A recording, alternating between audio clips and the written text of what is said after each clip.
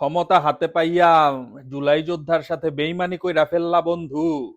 একবার ভাইবা দেখো দোস্ত, ক্ষমতা চইলা গেলে তোমাদের কি হইব বন্ধু, তোমাদের কি গতি।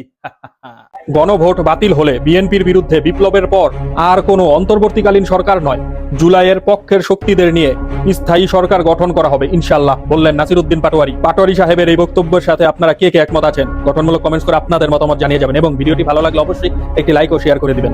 আমরা নির্বাচনের আগেই বলেছিলাম আওয়ামী লীগ নিরপরাধ কর্মীদের হেনস্থা করা যাবে না, আর আজ সরকার নির্বাচিত হয়ে একই কথা বলছি। যারা নিরপরাধ অন্যায় করেনি তাদেরকে সাথে নিয়ে আমরা নতুন বাংলাদেশ গড়ব, যাতে কোনো স্বাধীনতা বিরোধী শক্তি আমাদের পিছন থেকে আঘাত করতে না পারে। মির্জা ফখরুল ইসলাম আলমগীরের এই বক্তব্যকে আপনারা কতটুকু যুক্তিযুক্ত মনে করেন?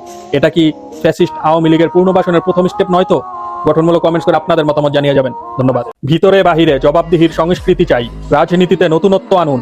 সরকারি দল মন্ত্রিসভা গঠন করুক, বিরোধী দল ছায়া মন্ত্রিসভা গঠন করুক, সংসদের ভিতরে বাহিরে তুমুল বিতর্ক হোক, তবেই সৃষ্টিশীল নেতৃত্ব গড়ে উঠবে, বললেন শিশির মনির, আইনজীবী, সুপ্রিম কোর্ট। নতুন কিছু শিখতে পেজটি ফলো করুন। ধন্যবাদ।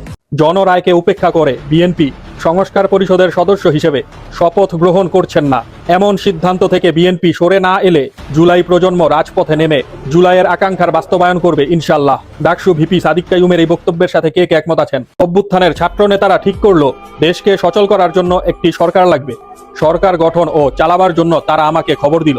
আমি তখন বিদেশে, আমি দায়িত্ব নিতে রাজি না।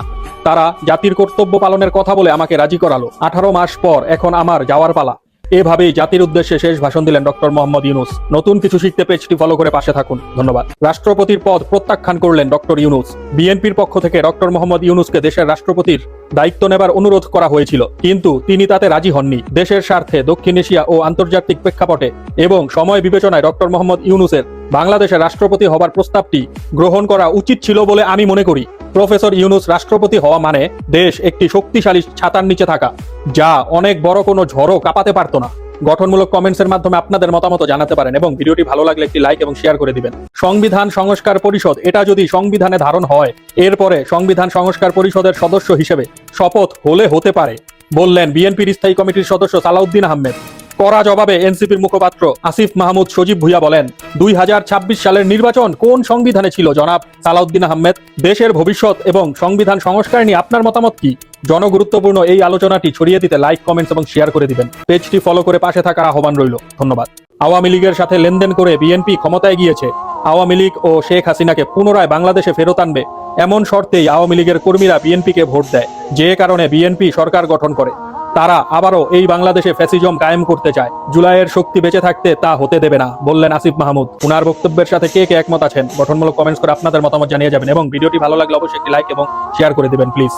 যদি কেহ জুলাই সনদ বাস্তবায়ন করতে দ্বিধা করে, তাহলে খুব অচিরেই নতুন জুলাই যুদ্ধ হবে, আর এই যুদ্ধ আরো শক্তিশালী হবে। এ দেশের মানুষ তাদের জীবন বাজি রেখে সেখানে অংশগ্রহণ করবে। জুলাই যোদ্ধা হাসনাত আব্দুল্লাহ এমপি, কুমিল্লা 4, উনার এই বক্তব্যের সাথে কে কে একমত আছেন গঠনমূলক কমেন্টস করে আপনাদের মতামত জানিয়ে যাবেন। ধন্যবাদ।